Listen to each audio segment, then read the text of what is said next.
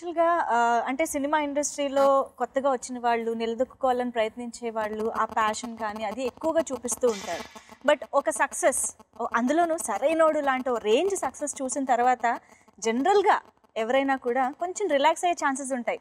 Okay. ఇప్పుడు మనకి ఒక ఇదొచ్చేసింది కాబట్టి పర్వాలేదు. మనం కొంచెం లైట్‌గా, హ్యాపీగా, కూల్‌గా చేసుకోవచ్చు అన్న ఫీలింగ్ కూడా కొంతమందికి రావచ్చు.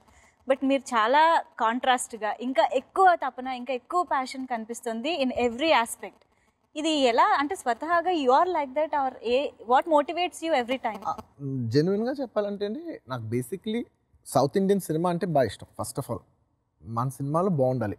అవతల వాళ్ళు చూసినా, బయట వాళ్ళు చూసినా, ఎవరు చూసినా ఒక చీప్నెస్ ఉండకూడదు. వీళ్ళు ఏం చేసినా అందంగా చేస్తారు. It's got nothing to do with the cost. But కొన్ని విషయాలు ఏంటంటే కాస్ట్తో కూడిన విషయం. నేను ఒక మంచి టెక్నీషియన్ తెచ్చుకోవాలంటే అది బడ్జెట్తో కూడిన విషయం. ఇప్పుడు సరైనోడు లాంటి సక్సెస్ వచ్చిన తర్వాత రిలాక్స్ అవ్వాలి కంట, సరైనోడు సక్సెస్ తర్వాత మార్కెట్ హ్యూజ్గా ఉంటుంది కాబట్టి మన స్పెండింగ్ పవర్ ఎక్కువ పెరుగుతుంది కాబట్టి దాంతో మన క్వాలిటీ బెటర్ చేసుకునే ఆపర్చునిటీ ఇది. సో నేను ఇది ఆపర్చునిటీగా ఆలోచిస్తున్నాను. This is my opportunity. ఇప్పుడు ఇంత సెట్ చేయడానికి నేను ఇంతకు ముందు అడుగుతాను, నాకు స్తోమత ఉండేది కాదు అప్పుడున్న బడ్జెట్స్కి, అప్పుడున్న లిమిటేషన్స్కి. సో మన బడ్జెట్స్ పెరిగే కొద్దీ మనం ఇంకా బెటర్గా చేసుకుంటానికి అది మన opportunity. So I want to make our budgets better, hour films better, content better and use this as every success as an opportunity to present our self better. అంతే.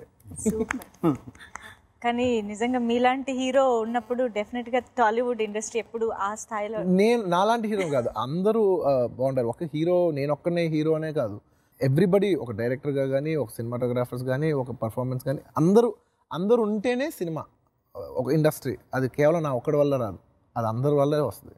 అందరూ బాగుండాలని కోరుకుంటున్నాను. అందరూ బాగుండాలి, డెఫినెట్లీ నేను చాలా బాగుండాలి.